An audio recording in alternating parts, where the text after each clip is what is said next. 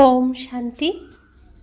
আজ 29শে মে 2024 বাবার অমূল্য মধুর মহাবাক্য শুনব। আজকের মুরলিতে বাবা বলেন, মিঠে মিঠে বাচ্চে স্মরণে স্মরণ মিলিত হয়। যে বাচ্চারা বাবাকে স্মরণ করে তাদের প্রতি বাবারও টান অনুভব হয়। আজকের মুরলির প্রশ্ন, তোমাদের পরিপক্ক অবস্থার নিদর্শন কি? সেই অবস্থা অর্জন করার জন্য কেমন পুরুষার্থ প্রয়োজন? উত্তর, বাচ্চারা, যখন তোমাদের পরিপক্ক অবস্থা হবে তখন সমস্ত কর্মেন্দ্রিয় শীতল হয়ে যাবে। কর্মেন্দ্রিয়ের দ্বারা কোনো ভুল কাজ হবে না। তোমাদের অবস্থা অচল এবং অটল হয়ে যাবে। এই সময়ের অটল অবস্থার দ্বারা 21 জন্মের জন্য তোমাদের কর্মেন্দ্রিয় বশ হয়ে যাবে। এই অবস্থা অর্জন করার জন্য নিজেকে পর্যবেক্ষণ করো, নোট করাতে সাবধান থাকবে। যোগ বলের দ্বারাই কর্মেন্দ্রিয়কে বশ করতে হবে। এই যোগই তোমাদের অবস্থাকে পরিপক্ক করে তুলবে। ওম শান্তি। এ হলো স্মরণের যাত্রা। সমস্ত বাচ্চারাই এই যাত্রায় থাকে। কেবল তোমরাই এখানে খুব কাছাকাছি আছো। যারা যেখানেই থাকুক বাবাকে স্মরণ করে, তাই তারা স্বাভাবিকভাবেই কাছাকাছি এসে যায়। চন্দ্রমার সামনে যেমন কোনো কোনো নক্ষত্র খুব কাছাকাছি থাকে, কোনো নক্ষত্র আবার খুবই ঝলমল করে।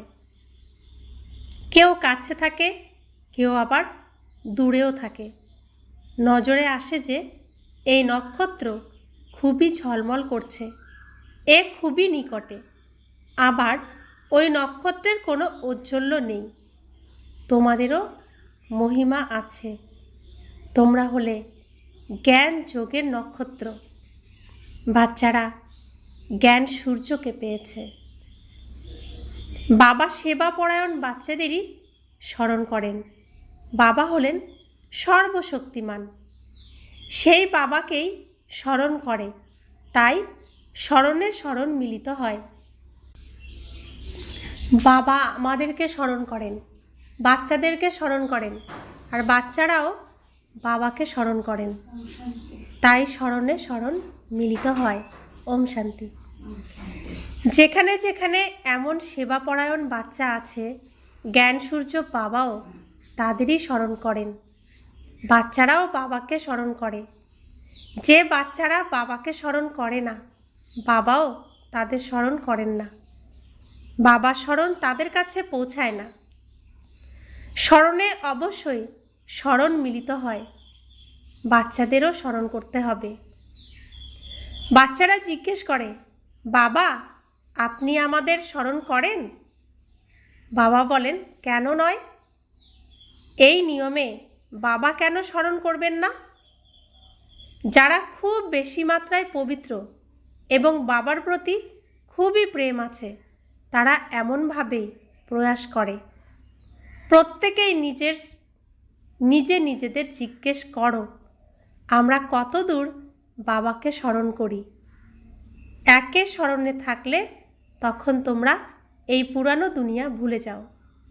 তোমরা বাবাকে স্মরণ করতে করতে গিয়ে মিলিত হও। এখন মিলনের সময় এসেছে। এই ড্রামার রহস্য বাবাই বুঝিয়ে বলেছেন। বাবা আসেন, তিনি এসে বাচ্চাদের রুহানি বাচ্চা বানান, আত্মিক বাচ্চা বানান। পতীত থেকে পবিত্র কিভাবে হবে তা তিনি এসেই শেখান।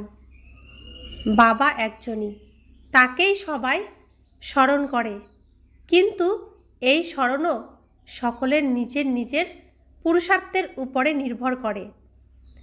যে যত বেশি স্মরণ করবে সে যেন ততই কাছে থাকবে। কর্মাতীত অবস্থাও এইভাবেই প্রাপ্ত হয়। তোমরা যত স্মরণ করবে ততই তোমাদের কর্মেন্দ্রিয় আর চঞ্চল হবে না। কর্মেন্দ্রিয় অনেকই চঞ্চল হয়, একেই মায়া বলা হয়। মায়া কর্মেন্দ্রিয়ের দ্বারা আমাদেরকে কষ্ট দেয়। লোভ আনে মনে, কামনা আনে, অহংকার আনে, মোহ আনে, সব মায়া কর্মেন্দ্রিয়ের দ্বারা আনে। চোখকে ক্রিমিনাল বানিয়ে দেয়, জিভকে লোভী বানিয়ে দেয়, হাতকে অপবিত্র বানিয়ে দেয়। কর্মেন্দ্রিয় দিয়ে কোনো খারাপ কর্ম যেন না হয়, এখানে যোগ বলের দ্বারা কর্মেন্দ্রিয়কে বশ করতে হবে। ওরা ওষুধের দ্বারা বশ করে, সাধু সন্ন্যাসীরা কর্মেন্দ্রিয়কে ওষুধের দ্বারা বশ করে। বাচ্চারা বলে, বাবা এ কেন বশ হয় না? বাবা বলেন, তোমরা যত স্মরণ করবে কর্মেন্দ্রিয় ততই বশ হতে থাকবে। আমি নিজেকে আত্মা যত মনে করব তত পরমাত্মাকে আত্মারূপে স্মরণ করতে পারবো, ততই আমি কর্মেন্দ্রিয় থেকে ঊর্ধ্বে থাকতে পারবো, আর কর্মেন্দ্রিয় আমার বশে থাকবে।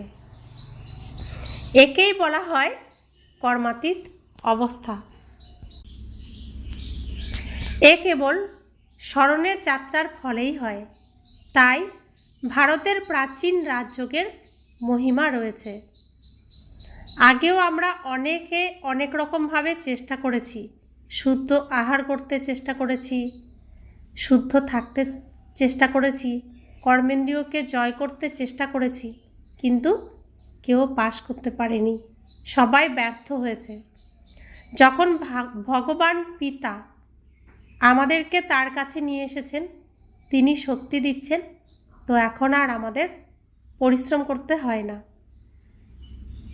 আমরা কর্মেন্দ্রিয়কে স্বাভাবিকভাবেই বশ করতে পারছি, নিজের মনকে কন্ট্রোল করতে পারছি। তো বাবা বলছেন, রাজযোগ তো ভগবানই শেখাবেন। ভগবান তার নিজের বাচ্চাদের শেখান, তোমাদের এই বিকারী কর্মেন্দ্রিয়কে যোগ বলের দ্বারা জয় করার পুরুষার্থ করতে হবে। সব কিছুই পরের দিকে হবে। অবস্থা যখন পরিপক্ক হবে তখন কোনো কর্মেন্দ্রিয়ই আর চঞ্চল হবে না। এখন চঞ্চলতা বন্ধ হলে 21 জন্মের জন্য কর্মেন্দ্রিয় আর ধোঁকা দেবে না। 21 জন্মের জন্য কর্মেন্দ্রিয় বশ হয়ে যায়।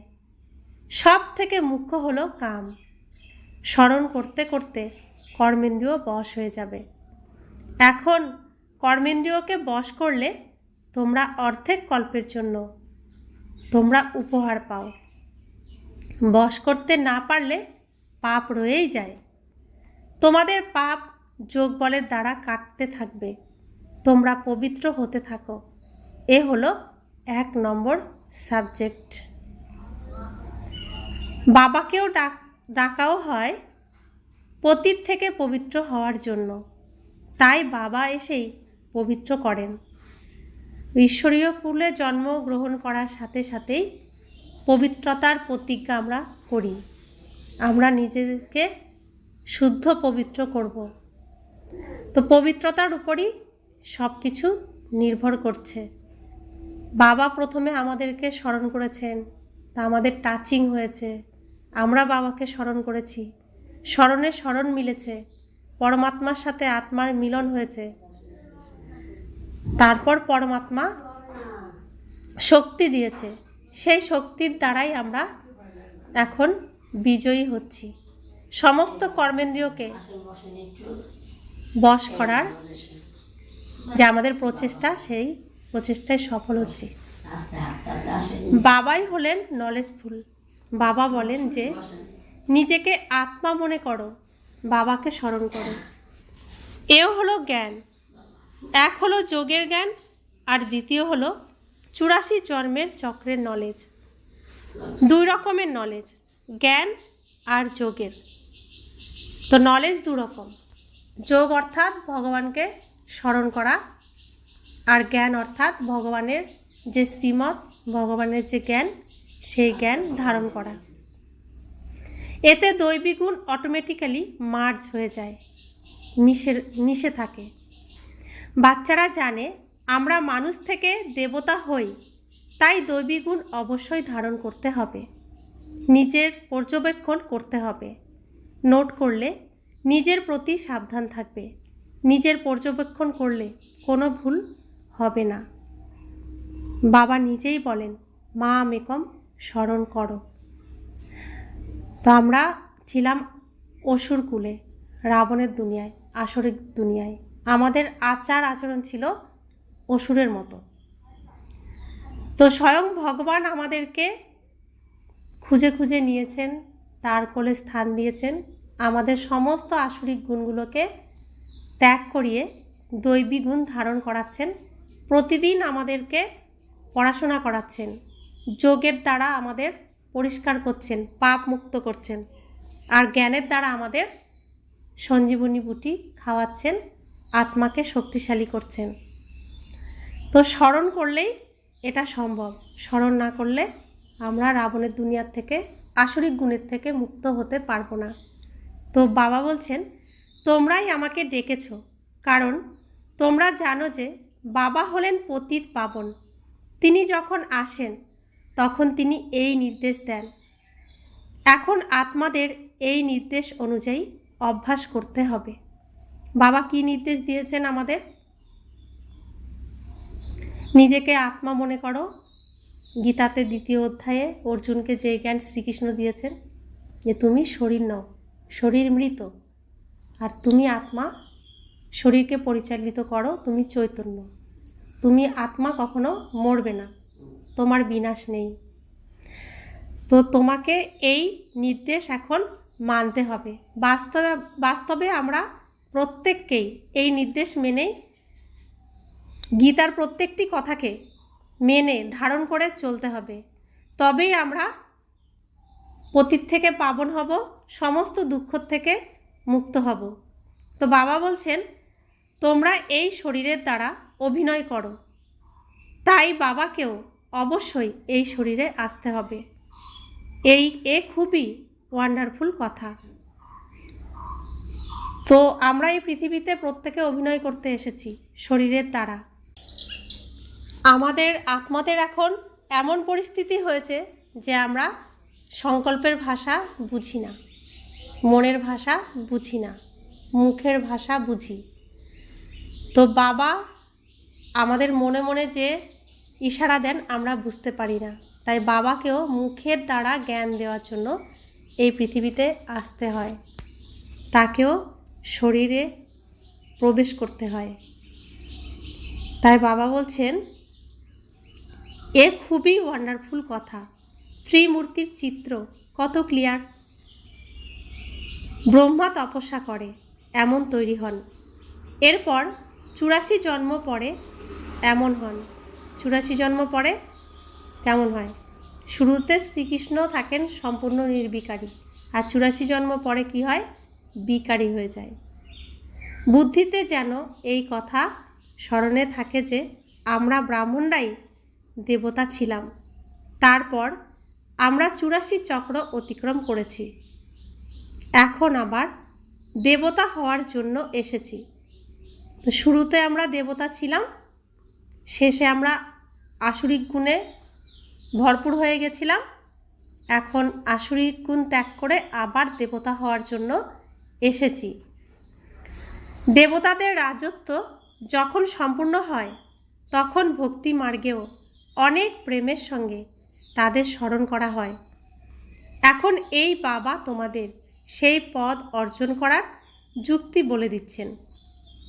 স্মরণ করাও খুবই সহজ, কেবল সোনার পাত্র চাই, বুদ্ধি সম্পূর্ণ পরিষ্কার ক্লিন চাই, সোনার পাত্রের মতো পরিষ্কার চাই। পুরুষার্থ যত করবে ততই পয়েন্টস জমা হবে, সুন্দরভাবে জ্ঞানও শোনাতে থাকবে। তোমরা বুঝতে পারবে যে বাবা আমার মধ্যে প্রবেশ করে মুরলি চালাচ্ছেন। বাবাও খুব সাহায্য করেন, তোমাদের অন্যদেরও কল্যাণ করতে হবে, সেও এই ড্রামাতে নির্ধারিত রয়েছে। 1 সেকেন্ডেও অন্য সেকেন্ডের সাথে মেলে না, সময় চলে যেতে থাকে। এত বছর, এত মাস, কিভাবে চলে যেতে থাকে। শুরু থেকে সময় অতিক্রম হয়ে এসেছে। ওই সেকেন্ডও আবারও 5000 বছর পরে রিপিট হবে। যে সেকেন্ড 1 সেকেন্ড আগে চলে গেল বা এখন যাচ্ছে, এই প্রত্যেকটা সেকেন্ড 5000 বছর পরে আবার এভাবেই রিপিট হবে। তোমাদের এও খুব ভালোভাবে বুঝতে হবে আর বাবাকেও স্মরণ করতে হবে যাতে বিকর্ম বিনাশ হয়। আর অন্য কোনো উপায় নেই। বাবা এই কথাটা অনেকবার বলেছেন যে আমাদের বিকর্ম বিনাশ করার মতো আর অন্য কোনো উপায় নেই। এত সময় ধরে যা কিছুই করে এসেছো সে সব হলো ভক্তি। এও বলা হয় যে ভক্তির ফল ভগবান দেবেন। তিনি কি ফল দেবেন, কখন আর কিভাবে দেবেন, এসব কেউই কিছু জানে না। বাবা যখন ফল দেওয়ার জন্য আসেন তখন গ্রহীতা এবং দাতা একত্রিত হয়। ড্রামার পার্ট এগিয়ে যেতে থাকে। সম্পূর্ণ ড্রামায় এ হলো অন্তিম জীবন। এখনও সম্ভব যে কেউ এখন শরীর ত্যাগ করলো, আবার কোনো পাঠ করতে হলে তারা আবার জন্ম নিতে পারে। কারোর অনেক হিসেব নিকাশ থাকলে তারা আবার জন্ম নিতে পারে। কারোর অনেক পাপ থাকলে তারা বারে বারে এক জন্ম থেকে দ্বিতীয় জন্ম, তৃতীয় জন্ম নিয়ে শীঘ্র শরীর ত্যাগ করতে থাকে। গর্ভে এলো, দুঃখ ভোগ করলো, তারপর শরীর ত্যাগ করে অন্য শরীর নিল। তো জন্মের রহস্য দেখো। অনেক বাচ্চা জন্মানোর সাথে সাথে মৃত্যু। এতটাই পাপ যে তাকে জেল বারবার খাটতে হবে, গর্ভ জেল। তো জন্ম নিল, 9 মাস গর্ভ জেল খাটলো, পাপ মুক্ত হলো। তার এত পরিমাণ পাপ যে আবার শরীরে প্রবেশ করবে, তার মানে গর্ভে প্রবেশ করবে, আবার জেল খাটবে। তো ছোট বয়সে এই কারণেই শরীর ত্যাগ করে, বারবার জন্ম নেবে, বারবার গর্ভ জেলে সাজা ভোগ করে করে পাপ মুক্ত হবে। তো বাবা বলছেন কাশী কল্পটেও এমনই অবস্থা হয়। মাথার উপরে পাপের অনেক বোঝা রয়েছে, যোগবল তো নেই। অনেকে জানে যে আমি বহু পাপ করেছি, এই পাপের ক্ষমা নেই। তখন কাশিতে গিয়ে কলপট খায়, অর্থাৎ একটা কুয়ো থাকে, কুয়োর মধ্যে ধারালো অস্ত্র থাকে, তো অস্ত্রর মধ্যে ঝাঁপ দেয়, ঝাঁপ দিয়ে প্রাণ ত্যাগ দেয় বিশ্বনাথের মন্দির অর্থাৎ শিবের মন্দিরের কাছে গিয়ে। তো ভাবে যে আমরা এভাবে পাপ মুক্ত হব, কিন্তু সেভাবে পাপ মুক্ত হয় না, আরও বেশি পাপ হয়। কারণ দেহ দিয়েছে আমাকে চলার জন্য, এটাকে নষ্ট করার অধিকার আমার নেই। এই দেহর সাথে যা কিছু করার অধিকার আমার নেই। আমাকে চলার জন্য দিয়েছে, একে পবিত্র রাখতে হবে, ভালোবাসতে হবে, সুস্থ রাখতে হবে। এর সাথে যা খুশি তা করা যাবে না। তো আমি নিজে এই শরীরটাকে হত্যা করলাম, মেরে ফেললাম, তাহলে কি পাপ হলো না এটা? তো বাবা বলছেন জ্ঞান নেই তাই এমন করে। তো বাবা বলছেন কাশি কলবট খাওয়ার অর্থ নিজের শরীরকে আঘাত করা। আত্মাও বুঝতে পারে যে এ আঘাত করছে। আত্মা বলে বাবা তুমি এলে তখন আমরা তোমার কাছে বলিহারি যাব। বাকি ভক্তিমার্গে বলি দেওয়ার প্রথা প্রচলিত। তো বলি নিজে বলিহারি যাব, অর্থাৎ তন মন ধন দিয়ে তোমার কাছে আমি নিজেকে সমর্পণ করব, সমস্ত কিছু তোমার কাছে বলি দেব, অর্থাৎ আমার যে লৌকিকে যা কিছু আছে সব কিছুকে ত্যাগ করে দেব। তো এই কথার থেকে কি হলো, বলির প্রচলন শুরু করে দিল, সে সব ভক্তি হয়ে যায়। তো বলি দেওয়া, তো কোনো জীবকে হত্যা করা, এগুলো ভক্তি। দান পুণ্য তীর্থ ইত্যাদি যা কিছুই করে তা কার সঙ্গে লেনদেন হয়? যা দান করে তা কার সাথে লেনদেন হয়? পাপ আত্মার সঙ্গে। তো পুরোহিতকে দিলাম, সেও পাপ আত্মা। বলি দিলাম, তো পুরোহিতকে দিলাম না, তো পাপ আত্মা। তো বলছে তুমি দান কাকে করছো? কোনো আত্মাকে করছো, সেও পাপ আত্মা। তাহলে দান পুণ্য তীর্থ যাই কিছু করো, লেনদেন কার সাথে হচ্ছে? মন্দিরে গেলে পান্ডার সাথে হচ্ছে, সেও তো পাপাত্মা, পতিতাত্মা না, গর্ভের দ্বারা তো প্রত্যেকের জন্ম হয়েছে। তো বাবা বলছেন এ তো রাবণ রাজ্য, তাই না? বাবা বলেন যে খুব সাবধানতার সাথে লেনদেন করো। কেউ যদি কোথাও খারাপ কাজে লাগায় তাহলে মাথার উপরে বোঝা চেপে যাবে। দান পুণ্য খুব সাবধানতার সাথে করতে হয়। গরিবদের জন্য তো অন্ন বস্ত্র দান করা হয়, বা আজকাল ধর্মশালা ইত্যাদি বানানো হয়। বিত্তবানদের জন্য তো বড় বড় মহল আছে, গরিবদের জন্য আছে ঝুপড়ি। সেসব তো আবর্জনার কাছে তৈরি হয়। সেই সব আবর্জনা থেকে সার তৈরি হয়, যা বিক্রি হয়, যার থেকে ক্ষেত ও ফলন হয়। সত্যযুগে এসব আবর্জনা দিয়ে চাষবাস হয় না। ওখানে নতুন মাটি থাকে, সেখানকার নামই হলো স্বর্গ। রত্নের নামে মহিমা আছে, যেমন পোখরাজ পরি, সবুজ পরি। কেউ কেউ অনেক সার্ভিস করে, কেউ আবার কম, কেউ আবার বলে সার্ভিস করতে পারি না। বাবার রত্ন তো সবাই, কিন্তু তার মধ্যেও পুরুষার্থের নম্বর অনুসারে পূজ্য হয়। দেবতাদেরই পূজা হয়, ভক্তিমার্গে অনেক পূজা হয়। এ সবই ড্রামাতে লিপিবদ্ধ আছে, যা দেখে মজা আসে। আমরা হলাম অ্যাক্টর। তো যারা এই নাটকটাকে বুঝে যাবে আর অতীতে যে অভিনয়গুলো করে আসা হয়েছে সেগুলো যখন স্মরণ করবে তখন মজা লাগবে যে আমরা এমন এমন করে এসেছি। বাবা বলছেন এই সময় তোমরা নলেজ পাও, তোমরা খুব খুশি হও। তোমরা জানো যে ভক্তিরও পার্ট আছে, ভক্তিতেও মানুষ খুব খুশিতে থাকে। গুরুরা বলে মালা জপ করো, ব্যাস ওই খুশিতেই জপ করতে থাকে, বোঝার ক্ষমতা কিছুই নেই। মালা জপ করতে বললো, এভাবে এভাবে করো, তো করতে লাগলো। এতে প্রাপ্তি কী হবে, কেন করছি, কিছুই জানা নেই। শিব হলেন নিরাকার, কী কারণে তাকে দুধ জল ইত্যাদি দেওয়া হয়? মূর্তিকে ভোগ নিবেদন করে, কিন্তু মূর্তি তো খায় না। ভক্তির বিস্তার কত বড়! ভক্তি হলো বৃক্ষ আর জ্ঞান হলো বীজ। রচয়িতা আর রচনার বিস্তার তোমরা বাচ্চারা ছাড়া আর কেউই জানে না।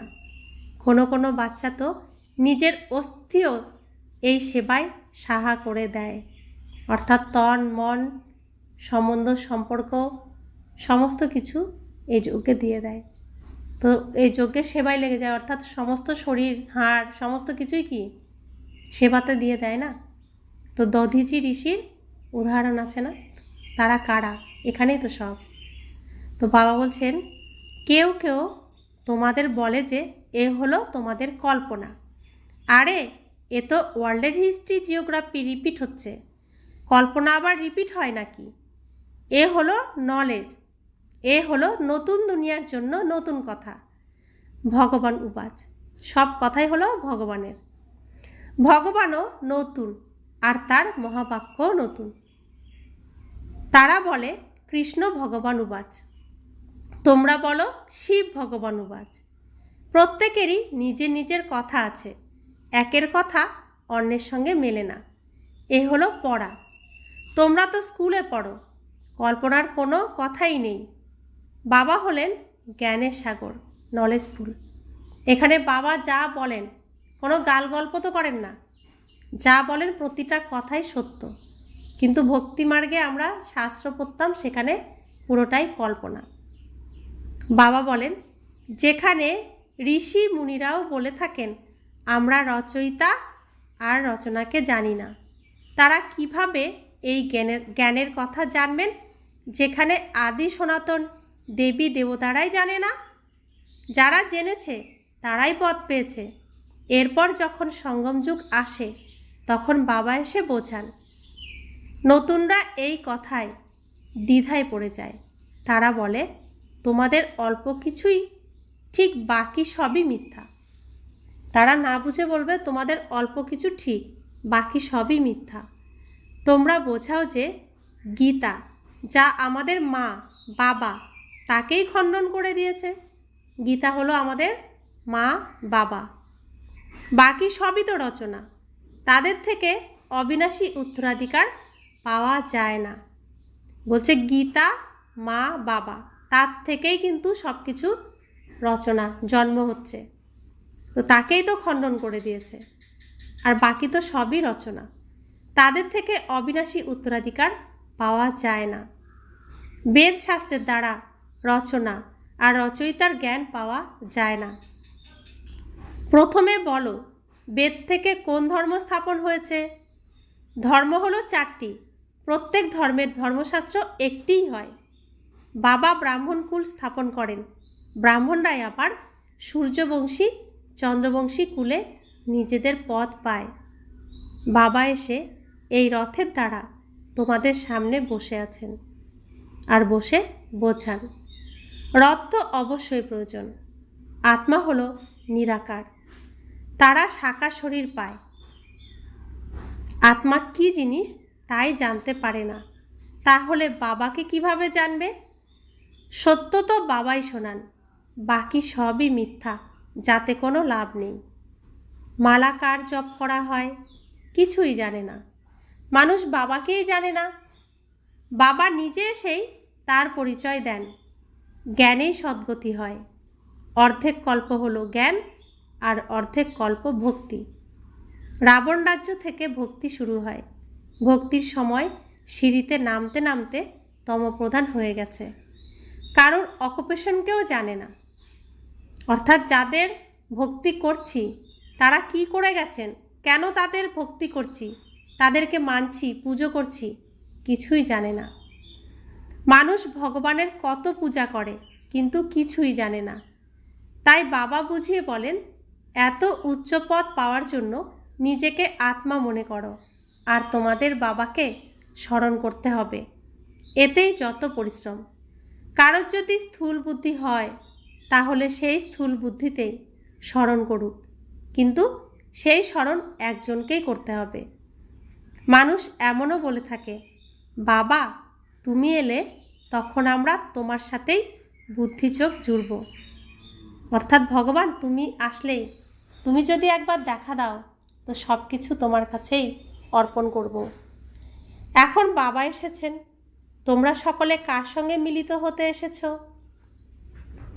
যিনি তোমাদের প্রাণদান দেন, আত্মাকে অমরলোকে নিয়ে যান। বাবা বুঝিয়েছেন, আমি কালকে জয় করাই, তোমাদের অমরলোকে নিয়ে যাই। এখন এমনও তো দেখানো হয় যে অমর কথা পার্বতীকে শুনিয়েছেন। এখন অমরনাথ তো একজনই, তিনি তো হিমালয় পাহাড়ে বসে কথা শোনাবেন না। ভক্তিমার্গে প্রত্যেকটি কথাই আশ্চর্যের মনে হয়। বলছে অমরনাথ তো একজনই বাবা, তিনি হিমালয় পাহাড়ে বসে কি কথা শোনাবেন? কাকে শোনাবেন তাহলে হিমালয় পাহাড়ে বসে? তো বলছেন ভক্তিমার্গের প্রত্যেকটি কথাই আশ্চর্যের মনে হয়, কারণ এই ঈশ্বরীয় বিশ্ববিদ্যালয় অনেক উচ্চ, স্থানও উচ্চ, পড়াশোনাও উচ্চ, শিক্ষাও উচ্চ, তো পদও উচ্চ। তো উচ্চর থেকে ওরা সেটাকে পাহাড়ে নিয়ে চলে গেছে, গল্প বানিয়ে ফেলেছে। তো সেই রকম। अच्छा, मीठे मीठे सिखिलाते बच्चों प्रति माता पिता बाप दादा का याद प्यार और गुड मॉर्निंग।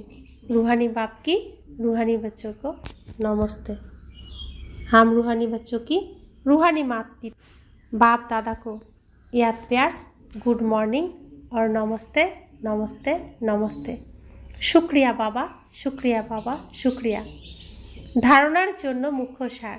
1, যোগ বলের দ্বারা কর্মেন্দ্রিয় জিত হয়ে সম্পূর্ণ পবিত্র হতে হবে।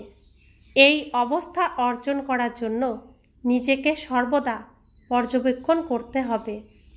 2, সর্বদা বুদ্ধিতে এই কথা স্মরণে রাখতে হবে যে আমি ব্রাহ্মণ আর দেবতা ছিলাম, আবার আমি দেবতা হওয়ার জন্য এসেছি। তাই খুব সাবধানতার সাথে পাপ আর পুণ্যকে বুঝে লেনদেন করতে হবে। বরদান, সকল সত্তাগুলিকে সহযোগী বানিয়ে প্রত্যক্ষতার পর্দা উন্মোচনকারী সত্যিকারের সেবাধারী ভব। প্রত্যক্ষতার পর্দা তখন খুলবে যখন সকল সত্তা একসাথে মিলেমিশে বলবে যে শ্রেষ্ঠ সত্তা, ঈশ্বরীয় সত্তা, আধ্যাত্মিক সত্তা হলো এই এক পরমাত্মা সত্তা। সবাই এক স্টেজে একত্রিত হয়ে এই রকম স্নেহ মিলন করবে। এর জন্য সবাইকে স্নেহের সূত্রে বেঁধে নিকটে নিয়ে এসো, সহযোগী বানাও। এই স্নেহই চুম্বক হবে, যার দ্বারা সবাই একসাথে সংগঠনের রূপে বাবার স্টেজে পৌঁছাবে। তো এখন অন্তিম প্রত্যক্ষতার হিরো পার্টে নিমিত্ত হওয়ার সেবা করো, তখন বলা হবে সত্যিকারের সেবাদারী। তা আমরা প্রত্যেকে এক সংগঠন, এক পরিবার, এক পিতার সন্তান। একসাথে যোগ করা, একসাথেই পুরো বিশ্বের কল্যাণ করা, ভাইব্রেশন দেওয়া, তো এগুলো আমাদের সাংগঠনিকভাবে একসাথে মিলিত হয়ে করতে হবে, তবেই প্রত্যক্ষ হবে। একা একা কিছুই হবে না। স্লোগান: সেবার দ্বারা সকলের শুভেচ্ছা প্রাপ্ত করা, এটাই হলো অগ্রগতির লিফট। তো প্রত্যেক দিন সকল আত্মাকে আমাদের শুভ শক্তির দান দিতে হবে, সেবা করতে হবে, তবেই সেই আত্মার থেকে আমি আত্মার মধ্যে শুভেচ্ছা আসবে। ওম শান্তি।